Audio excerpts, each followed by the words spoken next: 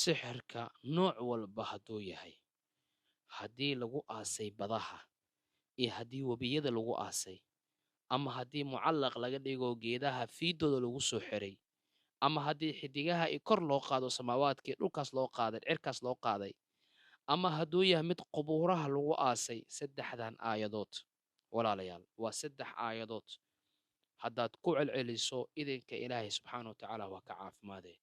waa mujaribaad la tijaabiyey laga faa'iiday, maca daalika waa kalaamullah saddexdan aayadood walaalayaal wax weyna lagu arkay, dad badanaa ku caafimaadeen saddexdan aayadood inaad joogtayso isku day bes oo keliya. suuratu lfurqaan waqadimnaa ilaa maa camiluu min camalin fajacalnaahu habaa'an manhuura 21 jeer ka aqri, waad ka sii badi kartaa insha allah. kulamaa badiso kulamaa adin aad sii faa'iidid waa sixirkan ay ku burburaan.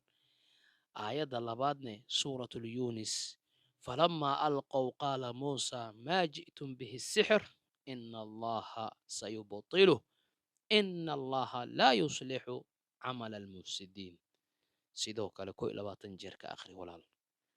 suuratu dah imaw waalqi maa fii yamiinika talqaf maa sanacuu inamaa sanacuu kaydu saaxir walaa yuflixu asaaxiru xayثu ataa. saddexdan aayadood walaal mucjisadiisay wadataa.